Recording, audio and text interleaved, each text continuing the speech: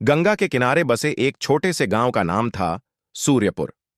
यह गांव अपनी सादगी, हरियाली और मेहनती लोगों के लिए जाना जाता था। इसी गांव में रहता था एक युवक, दीपक।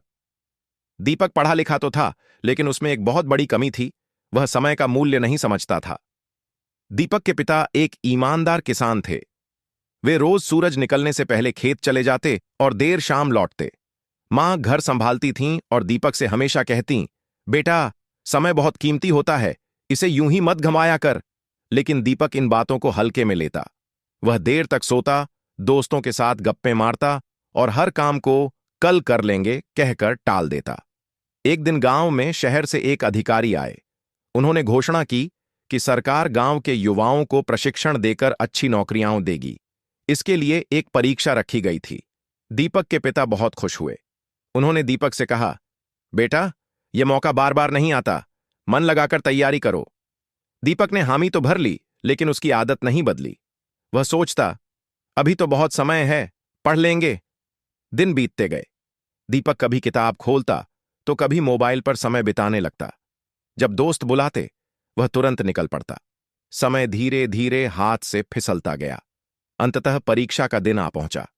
दीपक ने पूरी रात जागकर पढ़ने की कोशिश की, लेकिन अधूरी तैयारी के कारण उसका मन घबरा रहा था।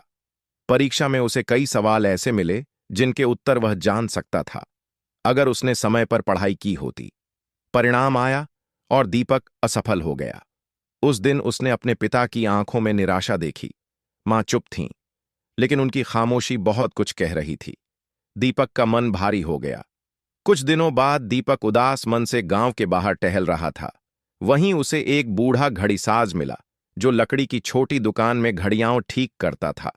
घड़ीसाज ने दीपक को उदास देखकर पूछा, क्या बात है बेटा, समय ने कुछ छीन लिया क्या?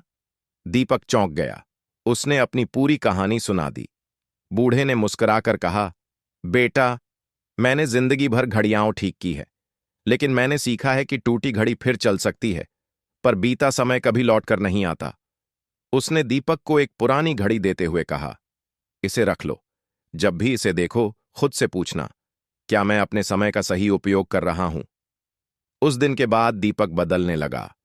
वह सुबह जल्दी उठने लगा, काम को टालना बंद किया और हर दिन का एक निश्चित समय पढ़ाई और मेहनत के लिए तय किया। उसने महसूस किया कि जब काम समय पर किया जाए तो मन हल्का रहता है और आत्मविश्वास बढ़ता है। धीरे धीरे गांव के लोग भी उसके बदलाव को देखने लगे। उसके पिता के चेहरे पर फिर से संतोष लौट आया। एक साल बाद वही योजना फिर से आई। इस बार दीपक पूरी तैयारी के साथ था। उसने समय को अपना दोस्त बना लिया था। परीक्षा में वह शांत और आत्मविश्वासी था। परिणाम आया। दीपक सफल हुआ और उसे शहर में अच्छी नौकरी मिल गई। गांव में खुशी की लहर दौड़ गई। माता पिता की आंखों में गर्व के आंसू थे। नौकरी ज्वाइन करने से पहले दीपक घड़ीसाज से मिलने गया। वह दुकान बंद थी और किसी ने बताया कि बूढ़े का कुछ समय पहले निधन हो गया। दीपक ने जेब से वही पुरानी घड़ी निकाली। उसकी आंखें नम हो गईं।